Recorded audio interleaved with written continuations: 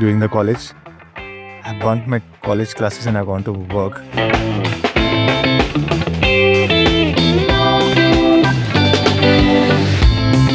In 2019, I started Bangalore Brewing Company, that is BLR Brewing Company. And with one outlet which opened in Electronic City, and now we are at 6 locations. I'm a food process engineer basically.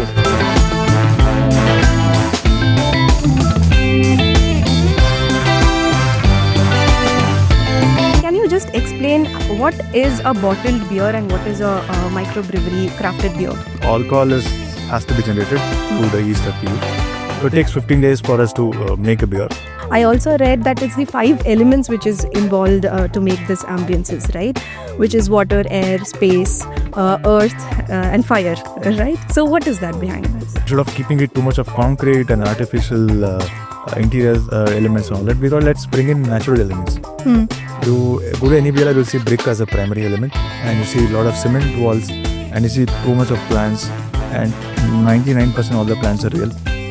Whitefield outlet, we should closely have some 10,000 plants within the place. So what do you think, how the audiences are responding to the artisanal coffees right now? So me being a Bangalorean, I always was addicted to filter coffee. So for me, I it think was a... South Indians filter coffee is the first. A nice way to cover up everyone here. It's a mixed crowd in Bangalore. Right, I mean, Bangalore is a diverse place. I have people across the country. Yeah, it is. So why not cater everyone possible? Because we're a large place again. Yeah. Nice. So what's the name behind BLR Brewing and Bangalore Coffee? Welcome to another episode of High on Why. Beer, coffee and culture. 3 things Bangalore takes very seriously. And one man behind them all is Mr. Prasanna Kumar, who is the man behind BLR Brewing Co. and Bangalore Coffee, to find out how he blends business, culture and creativity into every brew. What I love about his story is that it's not just about beer or coffee. It's about building culture, community and consistency across everything he creates. Today in this episode, we talk about what it really takes to scale a hospitality brand, how to run systems, and why passion and process are not opposites. They are the perfect brew. So whether you're into startups, F&B, or just love a good success story, this conversation will leave you high on inspiration. Let's dive in with Mr. Prasanna Kumar, the man behind brewing Bangalore's beer and coffee culture. Welcome, sir. Welcome to High and Why. Thank you so much for making it for us today. My pleasure. Yeah. So when Akshata told me about you, so I just knew that you were a co-founder of BLR Brewing and Co. And then once I started knowing about you, you're doing more. So, and beer is one end, and I think coffee. So morning and night drinks. So what more? So I also want to understand how your journey of entrepreneurship started. Before that, I also want to understand how you started. I mean, what's your background, educational background? Was it that consciously you did during your education, you actually wanted to start your entrepreneurial journey? That's why you begin with a proper education into MBA or whatever it is. How did you start? Yeah, I think thanks for the introduction. I think between the two, beer and the coffee misses something major, that is food. That's Of our course. primary, yeah. I mean, we also think that food is a major business for us. And then these two are the friends of the business, right? Right. Yeah, we'll talk more about the products. But yeah, if you look at my career start, I think I started working when I used to study during the college. I bunked my college classes and I gone to work without my parents' knowledge. Okay. Because I think I got an opportunity after my school saying that I can do some internship within a small computer shop. And that kind of promising that I want to work more. I want to learn more things. So that's why I should bunk the college and started working without my parents' knowledge. Obviously, one day they got to know and I had to quit that job. But right after that, I got into another job where that's my first job and started with 500 rupees salary. That was again fixing computers, fixing networking, all that. Right. I used to do my 11th studies. That's how I started my first job. So with that company, I started the career for the last 8 years I worked there. And then post 8 years, within the 8 years, I had 3 to 4 different positions. I was a network engineer and I learned web development. And for a short period of time, I learned 3D animations. And sometime I did a little bit of coding. And finally, I had to handle the operations for that. Okay. Yeah. with this, I think in between also I lost my job because I overpromised on something because I was too young. I overpromised, I got fired. I got into a sales job. I was selling some SIM cards in the corporate Okay. in front of companies. After all this, I think the first business I opened was a call center. And I thought, okay, I'm doing great and I know everything possible now. Open the business and bankrupt after that, right after that, because of fraudulent activities, or maybe I didn't know how to do the business or things like that. And post that, I got some opportunity working in a real estate company. I was trying and helping them for some sales and project development and all that. And after all this is where F&B started for me. Okay. Yeah. There's a friend who was running a microbrewery and they wanted to shut down the place. And in that point of time, me and my friend said, let's take over this place and run. And she was shutting it down. So that was my first challenge to say, okay, anything apart from IT, I can also think about it. It was a little challenging, but I think I could, with my friends' help, I think we could scale the business from 3x to 15x revenues. That was 2017 to I think 2019. I ran that particular business. That's massive. It was challenging, so we didn't know what we were getting into, but I thought, okay, it's a challenging thing, let's learn. There were a lot of challenges when I used to, I shifted from industry itself because IT is a very clean, blue-collar job, sit on computers and work, but F&B is a very dirty job. There are times that I had to do my cleaning plates or you have to do orders, everything. Yeah. A to Z, everything. Yeah. But when you're working for a software company, your attitude is like, I order the things comes on my table and you have a cook for cleaning. You don't want to mess up your hands. You know what I'm saying, right? Yes. That was a very challenging moment for me, but I think that kind of made myself better in terms of who I am. I think I'm still very thankful about me being in hospitality for that. And 2019, I started Bangalore Brewing Company, that is BLR Brewing Company. And with one outlet which opened in Electronic City, and now we are at 6 locations. Okay. So next few more opening up in pipeline. Yeah. Okay. Nice. It's a big journey, but told in very short. But yeah, I guess all these experiences has given you a great experience to start your own entrepreneur journey. But the thing is, you had experience in 3 different industries. One is IT, one is your real estate, and one is into F&B, right? Which is right now. So how did these experiences shape up your entrepreneurial journey into new fields right now as well? Because you have a brewing company, now you have a coffee shop. So like this, how more you are thinking about it? See, all my work experiences helped me a lot in terms of how I handle the business today. I think without that, I don't think so I can be the person whom I'm sitting actually today. Because without the employee management skills or people management skill which I learned from my first job, still helps me how to get that work done through my staffs or how to take care of the team. And between this, I did a sales job. I think that's a very big motivation or my learning time, I can say. Okay. Because today, if you want to start any business, the primary challenge is sales. True. You get money into the business, I think 90% problem is solved. Because you can automate everything or you can fix every other thing. But if you're not able to get sales, I don't think so you're able to run the business. So for me, a simple thing like a selling SIM card has helped me today selling a beer also. Because sale is sale, doesn't matter, right? So how do you sell and product differs and the way you sell differs. But it's a sales. So this has helped me in a major way. And real estate was a short period of time I was part of it. Mostly helping a constructed turnkey projects, all that. So that also helped me how to do my new projects.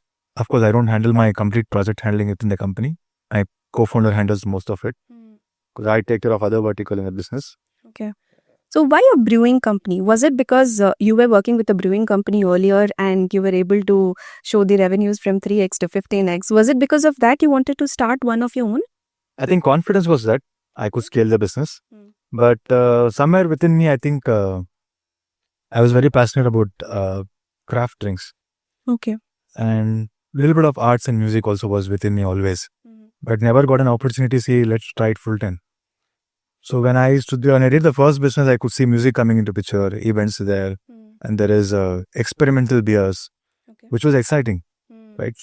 I mean, we all get beers in market, we all get alcohol in the counter, we buy, drink, rebuy, resell. Okay. But when I saw the first time, okay, we can make beer. I mean, it's amazing thing. When we opened brewery, it was only 17 breweries in Bangalore. I mean, when I did the first one. Okay. So I was very fascinated by how orange peel goes in, how barley goes in, how wheat goes in, and it looks healthy. I mean, I'm like, how is it unhealthy? Of course, it's not healthy. I'm not promoting that at all. But I'm like, this is very. But when you see the ingredients, basically. Right. It's a very craft thing, right? Then I saw we put in pineapple, we put in watermelon, we put in grapefruit, whatnot. Yeah. So there is a lot of experiment we can do. And you taste that, you can get that notes and all that. Yeah. But that was my little bit inspiration of saying that I should stick to this. Yeah. And obviously that confidence of me able to scale the business from 3 to 10, that was my motivation. Actually, I can connect with this, you saying healthy, unhealthy concept, because when I'm a food process engineer, basically. Yeah. So when I was doing my course, we used to go to the international industrial visits, right? So we went to Kingfisher beer factory. So when I saw the process, and we have learned the process, how the beer is made and all that. So when I saw the process, okay, what's unhealthy here? What becomes unhealthy? I mean, that was, my thought process then. So for people who are very new, can you just explain what is a bottled beer and what is a microbrewery crafted beer? See, in a microbrewery, I mean, there are 3 different things. Now, craft beer also is available in bottle. Yeah. But let us talk about microbrewery. Yeah, definitely. So microbrewery, I think the beers which is made in the premises is allowed to serve only within the premises through a glass and not with a sealed bottle. That is as per the Karnataka excise rule. So now what happens during this process? You brew any beer, it takes at least 15 days for it to get to mature. It's not an immediate process. Like you make beer today, you can't drink tomorrow. Yeah. Because alcohol has to be generated through the yeast that we use. So it takes 15 days for us to make a beer, and then post that we put on the taps. Right? And this stays fresh and good in terms of aroma and taste for at least another 50 days. Post that, it's consumable, of course, as per the FSSAI standards and all the labels and everything, but it starts deteriorating the flavors and taste. Right? But bottles are something where people pasteurize it for a longer shelf life. And mostly we've always seen commercial beers like Kingfisher, Budweiser, Carlsberg. So these are mostly lager beers. Right? So what happens, they brew the beer and run through pasteurization. The shelf life increases at least for 3 months. But now there are also craft beer available in bottles. Some are pasteurized, some are non-pasteurized, but some are short life and some are longer shelf life. But I think the taste and the mouthfeel and the aromas, I think it's very good in the craft beer, which is available in microbrewery. Okay. And also, since we do a smaller batches, we also get a chance to do a lot of experiments. Like we do seasonal brews. Just now we did some beer with a bakery collaboration. There's a brand called Lawan Cafe in Indranagar, a very famous brand. So we got them and we said, let's make a beer which tastes like a bread. So which turned out to be nice and it's selling great. Yeah. And previously we did something with a filter coffee. And we also done beer with the taste of a filter coffee. Yes. Okay. You drink beer? No, I don't. You should. I'm not saying you try, but if you drink beer, I think you should experiment it because it gives you a different. I've tried earlier, but probably I didn't like it, so I don't continue. Yeah. So for me personally, I think craft beer tastes better compared to lager. I do enjoy lagers, but I've seen people giving these small shots of beers to taste in the microbreweries, right? So I have seen the coffee one. Okay. So any other weirdest flavors you've tried? Weird ones. Weirdest. I've seen some brewery in I think it's in US. It's called King's Brewing Company. So they sell beer like a slushies. Slushies, right? One how do you call like? There's an ice cream also which I'm not getting a right word for that. Okay. Basically, it's like a slushy. So they make beer style in form of slush. That's the weirdest I feel, but people enjoy. They sell out most of the time. It's a little slimy something. They do blueberry. Oh. Yeah, they do lime flavors and all that, but it's like a slush. It's little like a slush. They actually kind of pour it in an ice cream machine. Okay. But that's the weirdest beer I've seen so far. Okay. Yeah, but flavor-wise, I think there's a lot to experiment. There's nothing like you can't do it. Anything you've tried so far? You're experimenting so. In our place, yeah. We're trying to do something with plum cakes for Christmas. Okay. Yeah, maybe with some herbs of cardamom, things like this. And next year we want to do every season on beer. We did mango, we did pineapple, We're also trying to do Goa chili. Okay. Lot of I mean, this is so much of creativity, the craft beer, right? Nice. But that's more exciting part for me to stay within this business, because it's not some boring business for me. I see something to do every now and then. Yeah. So you're totally involved in the flavors, making flavors and tasting it, experimenting it, right? See, we do have a great brewmaster on board, but I personally want to get involved into this kind of creations of the profiles. Yeah. Okay. So how many flavor profiles you've made? At present, see, most of the times you go to BLR outlets, you easily get 7 to 8 flavors. Okay. But ideally, we want to be one of the most number of options available here in the Bangalore. So we may get to the stage in few years. Okay. Yeah. So which is one flavor which, your crowd comes only for that flavor? Mostly survey says that, craft beer sales is mostly on Happy Weizen and Belgian wheat. Okay. The reason being it tastes slightly in a sweeter note. You get notes of banana, you get notes of orange, you get notes of orange peel. It's made out of that. Okay. I mean, of course, there is no banana in that, but made of orange peel, coriander and all this thing. Okay. So this is what mostly crowd prefers it. But having said that, my other part of other options, like we have IPA, we have a Dunkel, we have a Stout, we just did a Gava Ale. So it also sells better. But my majority is mostly in Belgian wheat and Happy Weizen. Okay. So where do you source your ingredients from, especially the hops and malts? Where do you source it from? All from Germany mostly. All from Germany? Yes. Okay. Nice. So our local ingredients are only to add flavors to it. But the primary ingredients, barley, hops, comes from mostly Germany. Okay. But there are other ingredients that we do locally. Okay. Yeah, being Bangalore Brewery, I think we want to promote local ingredients too. We also have plans to do some beer based on ragi also. Okay. So we will be experimenting with local ingredients. So all the experiments are done within in-house, or do you also source, or probably local brewers help you take? Mostly our brewers works, but we also do a collab with other breweries. Okay. Yeah. So we've done a lot of collabs in the past with breweries from Maharashtra. Okay. Yeah. Okay. They could bring their expertise, we could bring our expertise. So we also went to KR Market, randomly picked up some ingredients. So my brewer went in and their brewer came in. So they randomly took some gooseberry, we took some orange, and we just combined it and said, this is new beer from us. Yeah, that's how you develop new flavors and experiment it, right? Nice. If I don't talk about this, then I would miss it, especially the ambience at your place. So how is that put up? What is that idea behind gone for the ambience? Because I also read that it's the 5 elements which is involved to make this ambiences, right? Which is water, air, space, earth, and fire, right? So what is that behind this? See, first thing is, if you look at our old, any Bangalore Brewing Company space, it looks like old Bangalore. Because I am born, brought up in Bangalore, and my partner also, my co-founder. So we always felt, okay, we should make sure it looks like Bangalore. Because now what Bangalore I see and how I've seen in my past is totally different. If you're a Bangalore, you know what I'm trying to say. So we want to keep that element. And the 5 elements, because I think humans revolve around this. I think we are alive, or we are living a life around these elements, right? So our always thought that if you put anybody within the nature and they actually enjoy this ambience.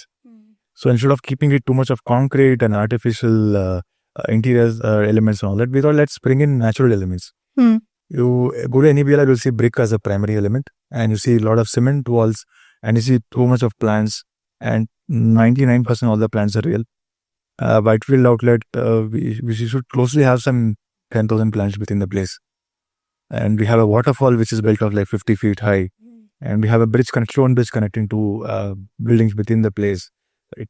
So idea was to again have these elements and also keep the old Bangalore charm. That was a whole thought. Yeah.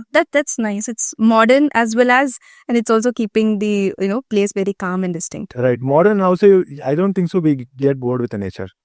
Yeah, we do. So we want to work within that available resources. To become stress free, also we go to the nature also. Exactly. Yeah. Right. Okay, let's talk little about your Beanlore coffee shop, right? So how is that how you started Beanlore coffee shop? I have one thing in my mind. When I visited your coffee shop, I saw there were a lot of meeting pods. So was this consciously decided because people are more moving towards having a co space for working? Was that your thing in your mind when you thought about Beanlore? See, I used to say, I mean, I still say in HSR level, I used to work out of coffee shop mostly because initial days we didn't have an office space. Of course, I had the Bangalore Brewing Company outlet, but we didn't get any office space. I don't believe in office because I moved out from IT because I somehow started hating office feel. So my mostly work used to be on the coffee shops. Okay. But somehow I felt that I'm not getting a good coffee and too noisy place. And whenever I used to call someone for a meeting, it's like, I'm sitting at fish market. Then we got a great space. I said, let's do a coffee shop here. I somehow convinced my co-founder saying, let's do something beyond beer, beyond restaurants. But what was interesting for both of us is the craft again. We get to do a lot of coffee beans. I mean, different sort of roast and different sort of beverages, different sort of food again. So that was the first interest. And the design is, if you go to any of the Bangalore, we have two outlets, one in HSR and one in Indranagar. First thing, you will not feel it's too noisy. Design is made in such a way it keeps you very calm and nice. Even the colors, even the space, technically also way it's designed, lighting, all that. We wanted to keep space very calm and not very pricey also. My coffee is much cheaper than all other players around the market. Okay. Right. And last thing was, when I experienced, or my partner also, we were trying to take some interviews or have some private meetings. We didn't have any space. Yeah. I said, let's have this quadrants. Maybe 2 people podium, 4 people podium. We didn't know it would work on it, but we tried. Okay. But eventually now I see it's mostly sold out every day. Yeah, I mean, there was some work going on in our studio. So we thought of, all my teammates, I wanted them to experience a coffee shop and also work there. But then I never got a meeting pot at your place. But it's a lovely place. I visited. Actually, do call me. I'll reserve it for you. Thank you. But it's a good thing for people to have business meets. And I've seen some people, I don't know, it's a weird thing probably, or maybe it's not weird thing. I saw a marriage proposal getting extreme one day. There was a girl's family, guy's family sitting and talking about one marriage proposal. I think it worked for them. Okay. I've seen people talking about fundraise over there, and people are coming in for casual interviews for employees, or maybe a client meets, which they want the conversation to be a little private. Yeah. Yeah. So more than business meetings, it's all other different meetings also happening nowadays. We wanted everyone to use it. Right. So what do you think, how the audiences are responding to the artisanal coffees right now? People are accepting it? I think people are getting more exposure slowly. I think because it's a premium thing for them to have it. So I mean, firstly, for them to understand what it is and what the experience they get after having it, they have to have that knowledge, right? So how are you proposing that to them? See, me being a Bangalorean, I always was addicted to filter coffee. So for me, only I think it was a South Indians filter coffee is the first. Even now I drink filter coffee. Even in my place, and I drink outside. I go to the very old legendary place like Airlines, MTR. I still drink coffee. I still enjoy that. I at least go weekly once there. Okay. Otherwise, I feel like I'm only missing out myself. But yeah, it was a big shift for me to agree that okay, filter coffee is there, and there is a coffee which is made of Italian-based products like espresso and cappuccino and flat white and all these things. But honestly, I do enjoy this also. If someone wants to shift over a filter coffee experience to cappuccino, I think you should try once in a while. I like it myself, and I also see people picking up this trend. Maybe because some people want the caffeine. I think the caffeine is much more higher in espressos and your Italian-based coffees because it's pressed on the high pressure. We extract the most purest form of coffee and all that. And we also experiment a lot on the roasting. We do source different beans from different estates, and we do a different sort of roast in that. So everything is a different profile for you. So there is a good acceptance in the coffee. Okay. Yeah, and day by day, I think market is increasing on that.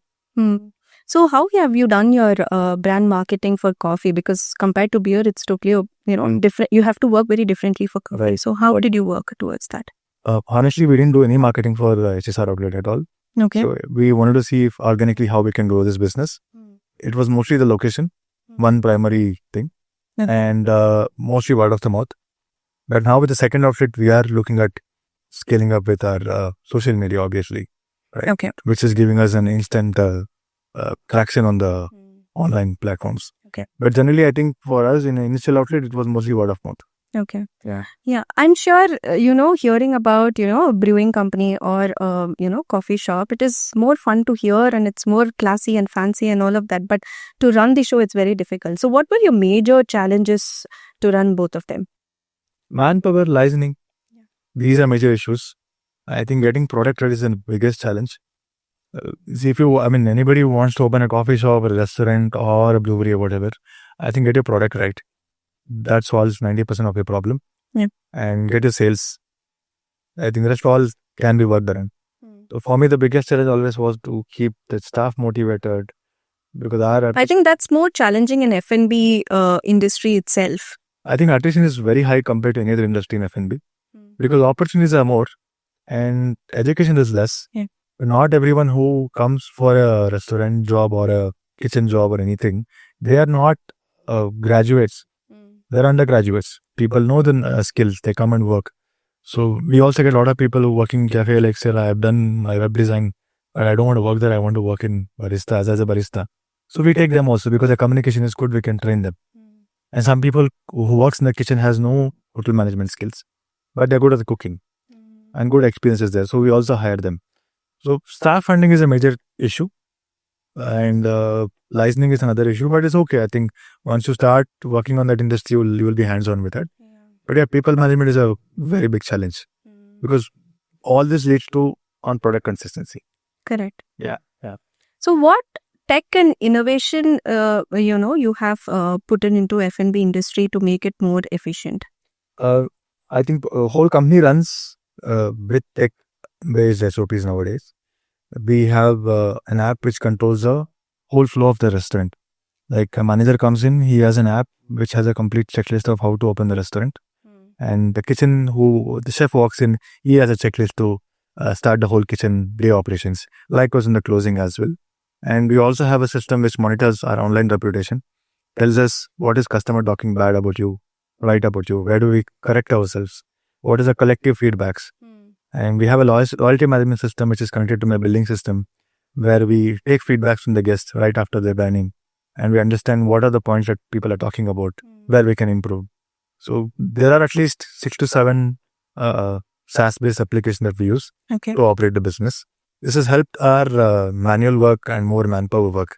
So most of the things have been automated nowadays. Yeah, I think after technology has come in, this has helped the F&B industry majorly. Yeah, definitely. And also, I guess food safety officers are also there at hand. So probably they help you out in making the checklist and doing the execution. Yeah. So recently, I think Akshata was part of a team now. I think he's able to help us understand what can be done better in terms of hygiene and cleanliness. See, I understand the food standards and safety measures are not that enforced in India. Yeah. But now it has become a necessity. People are looking forward. It is. So what I meant to say is it's not enforced like other countries in India, because you go and travel other countries and just go look at a kitchen. There is no compromise, right? So when we also looked into it, we don't compromise generally at all. I need the hygiene as a top priority. Secondly, I just like not just for the department. I think we should do it justice. Correct. It's not for always getting caught and pay the fine. That's a secondary problem. But primary problem, are we doing the right thing as a restaurant? So let us get the top hygiene possible, right? And then let us run the business. It's for the customers more than my department. Right. Obviously, there is mistakes always, as small mistakes people do. But I think we should not be compromising on the hygiene part of it. Yeah. So that also we strongly believe in that, and we try and have many measures and checkpoints so that we don't fail on that. Okay. So your both the business is more about creativity, maybe your beer or coffee. It's more of creativity. You have to keep doing something new, right? So how are you able to sustain in the market? I think major thing helping us to do is consistency. I've seen many brands opening now. A lot of people, a lot of new entrepreneurs are coming into market. A lot of bigger brands are scaling. But what is helping us being there and sustainable because of the consistency. So our product consistency is what we focus more and more. We do innovation. It's not like we don't do innovation, but I think that I give it a very less, part of the job that I have to really look into. But mostly it's on the keeping the same product consistent. Okay. And that will help us, grow better and retain my existing people who comes into the business. After you said this, I just wanted to ask you about, when you started BLR. Okay, before starting BLR, what was going into your head? Because this is a very competitive industry, right? And sustaining in this industry is not that easy, because every day we're seeing one pub or a brewery opening and then closing. Even if it's a coffee shop, it's the same thing, right? So what was the first thing going around your mind? As I told you first, no, what was my confidence of growing the Rajini business? That was the first thing. And I've been But the society is, they don't take it in the same way, right? Society also opposes you in that way. So, a lot of too many things coming into your mind, and then you started one. How was that possible? See, my family also didn't accept easily. Like, you are in IT and what you're trying to do. And my people around me within the family, extended families, they also saw me like, this guy is going crazy, opening bars and selling food, running kitchen, selling alcohol. What's happening to this guy? And people are playing music and dancing. So they didn't accept. I don't blame them for this, but I think it's mostly about the exposure. But for me, it was telling, I'm doing something that I like, but I'm not getting the support. But somehow I went rebel, saying that it's okay, I will be like this, let me do this, someday they'll understand me. But now with the kind of exposure that people have with the travel and the lifestyle changes, I think the acceptance is much more better. I can go to my house, my mother knows that, okay, I drink. My mother knows that what happens in our business, but she also knows that we are well behaved. The thought of earlier days within our families and older ancestors, they were thinking of drinking person, somebody who misbehaves. That's how it's been always. But now I think they that's how we saw in the movies. Correct. And people behaving around us. Right. So now, even now, I don't think so. People openly promote alcohol. We are also not allowed to openly promote alcohol. It's mostly people look at the lifestyle and people get into it. So I always explain my parents or my friends or family saying that, see, this is a lifestyle business that I'm trying to build. It's an experimental business. I got into this business because there's something to experiment and something about the art and creativity. It's just not buying alcohol and selling. So it was initially challenge, but I think now with the exposure and people acceptance is much more easier. All right. Yeah. And there are also challenges of licenses, excise duties, and there are a lot of other challenges which is involved over here. So to overcome all of that and start one is not an easy thing. Definitely not, yeah. Definitely not easy at all. Because for me, the business only was very difficult to take a second chance. Because as I told you, the first business I failed miserably. Maybe because I lacked some skills in terms of sales or lacked in terms of understanding the clients over there. I failed in my first business in the call center. I just jumped in because I was 22 and I said, it looks exciting, let me jump into business. But I failed. But then again, starting another business with all new industry, I was definitely scared. And when I went to the licensing place and I know how difficult it is to get convinced or get things done, it's not easy at all. So for me, first 1 year was very challenging and I almost had given up multiple times saying this is not for me, this is not for me. But when I go back home and said, no, I have taken this challenge, I have to somehow do this. It's just not like, I have to prove the world also. And I have to prove myself because I'm not a person who kind of like give up and say move on to the next thing. I'll try my level best where it breaks. That's when I give up. So I think it was challenging, but it's okay. If you have a good willpower, you will be able to overcome. Right. Yeah. Definitely. So what do you think, in the next 5 years, both these industries, where will it be? Actually, competition is going to increase, obviously. More new players are going to come in. A lot of experiments are happening. Now, the matcha is trending all over. People are switched from coffee to matcha. Yes. So when I did a survey, most people think it's cool to drink. But recent trip to my Japan, the matcha there is, the necessity of matcha and the purpose is something else. But here it's more about cool. So I think education has to get better and product has to get better in matcha also. Okay. The quality varies a lot from what happened in Japan and what we're drinking here. So there will be more experimental things. Okay. I am also heard that people are going to do micro distilleries where people can do the spirits within the outlet. That's going to be licensed soon. Things like that's going to come in. And you're also seeing new formats of cocktail bars, which is smaller formats. 50-seater, 40-seater restaurants are coming up. Okay. Chef-driven restaurants are there. Okay. There are bars which is owned by mixologists. So more opportunities are opening up nowadays. So there were time only chef used to work within a restaurant, but now I think chefs are okay to open their own restaurants. Right. We are doing small plates or hosting 30 people, 40 people. That also is coming to a trend. Okay. So 5 years, I think there'll be more of this micro bars and micro restaurants than larger ones. Okay. And there'll be specific cuisine-based restaurants also will crop up soon. And there are good opportunities in the bakeries also. French bakeries, what I mean. A lot of French bakeries will come up in the market. And there might be non-alcoholic beverages like kombucha is already trending in the market. Correct. And there'll be a no calorie soda will come up because we're all only drinking Coke as of now, aerated drinks, and there are also other vertical which will fruit sodas. There's a lot of market opportunities are available now. Yeah, we can see that because initially I think more than 10 years back it was only Bangalore where we would be able to see the microbreweries and stuff like this, but now all the smaller cities have also started it. Yeah, right. So probably, as you say, so many other aspects are also open up. So what's yours next? Okay, so we are opening another outlet coming up next year. Okay. That's again Bangalore Brewing. Our ultimate vision is to be the best in Bangalore in terms of product and the positioning where we are.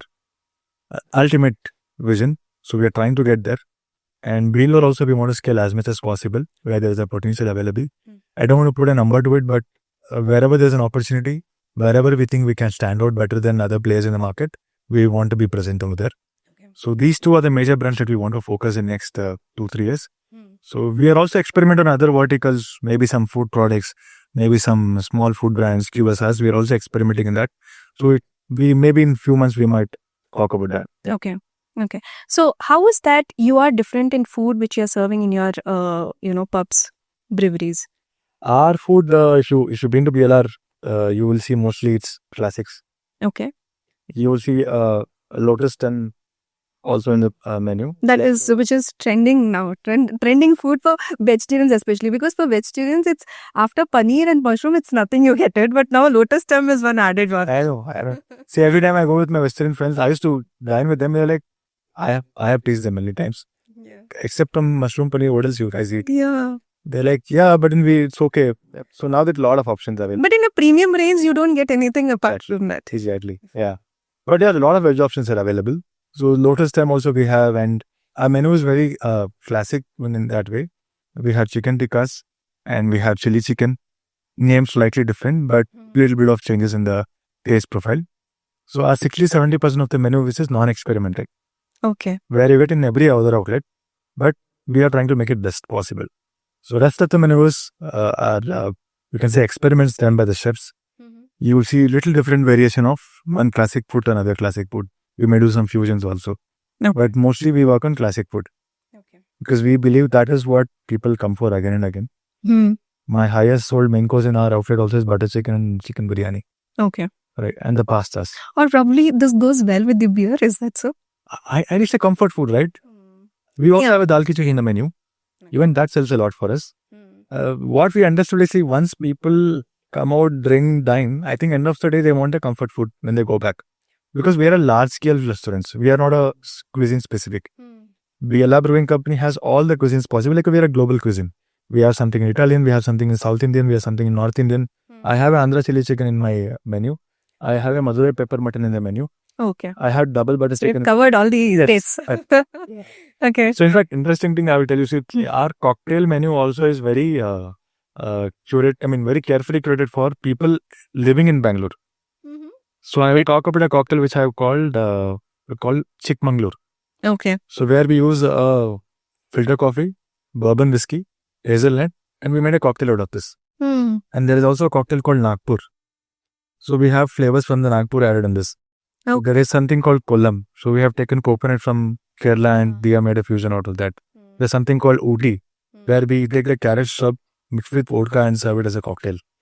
So the idea was a drink for everybody who lives in Bangalore. Yeah, a nice way to cover up everyone here. It's a mixed crowd in Bangalore. Right, I mean, Bangalore is a diverse place. I have people across the country. Yeah, it is. So why not cater everyone possible? Because we're a large place again.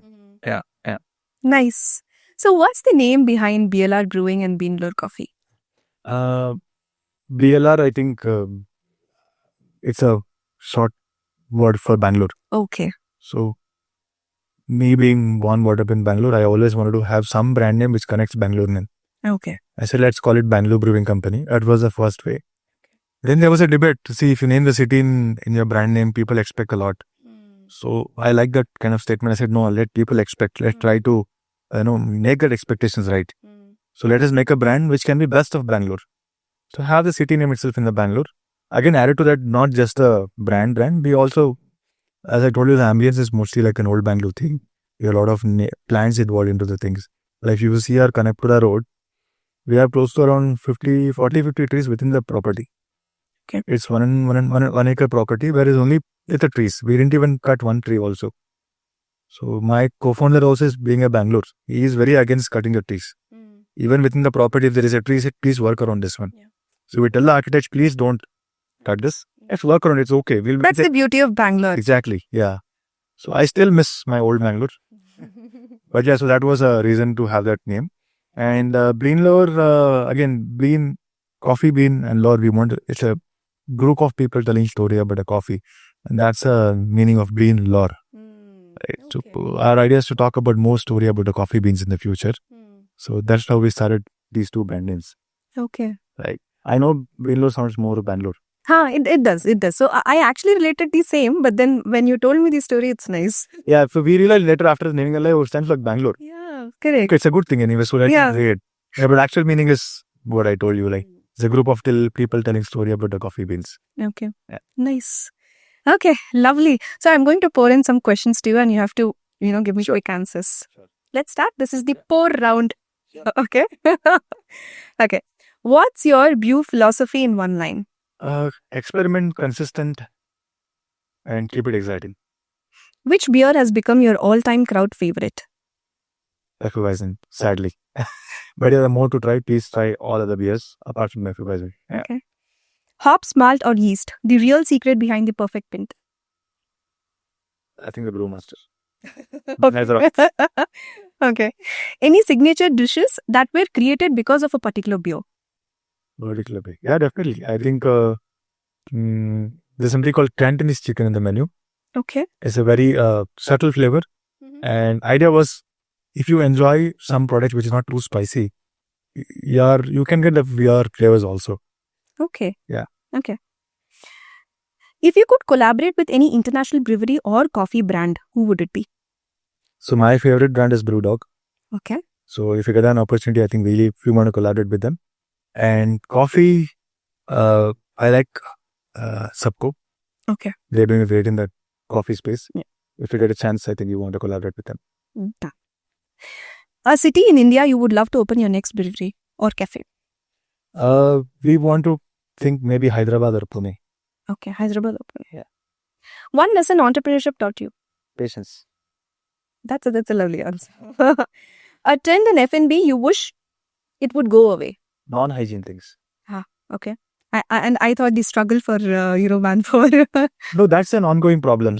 But it should go away. Is like, I think I want to tell this to everybody, saying that please have hygiene system in place. Yeah, that's more important. Yes. Coffee date or beer meetup? What makes better business conversations? You can just say anything. I've seen people discussing about business deals over the beer also. But I don't know how much will turn out into business next day morning. So I think better coffee. Okay. Yeah. So one non-negotiable value in your work life. Consistency. Yes. Okay. Business is a marathon. It's not a one-day investment game. Yeah. So you show up every day, be there every day, get that done every day. You can make it work. Okay. Nice. The pour round is over. So it was very quick. Nice answers given. And do you also, so you have coffee, you have beer. So are you also thinking of chai? I'm married to a Punjabi. Oh, yeah, chai lovers they are. So it's always a debate about coffee and chai between both of us. I do enjoy chai, but not as much as coffee. My personal favorite is filter coffee and Bean Lore coffee, obviously. No, generally people prefer chai in the evening. So probably you can have one chai shop. No, we have chai in Bean Lore. Okay. So if I take my wife to Bean Lore, I think she'll enjoy the chai, I'll enjoy my coffee. Done. Sorted then. Lovely. Thank you. Thank you for being here. And the conversations is, means a lot today. I got to learn about it. Probably also the audience has got to learn about more about what the craft beer is, what's microbrewery, and what's more is going to come up in the future. So thank you so much for the conversation today. My pleasure. It was great sharing you the insights of what I've done in my journey and what I've been trying to do. So thanks for having me. Yeah. Thank you. From hops to heart, from beans to brilliance, Prasanna's story is proof that great things are always brewing when you blend creativity with courage.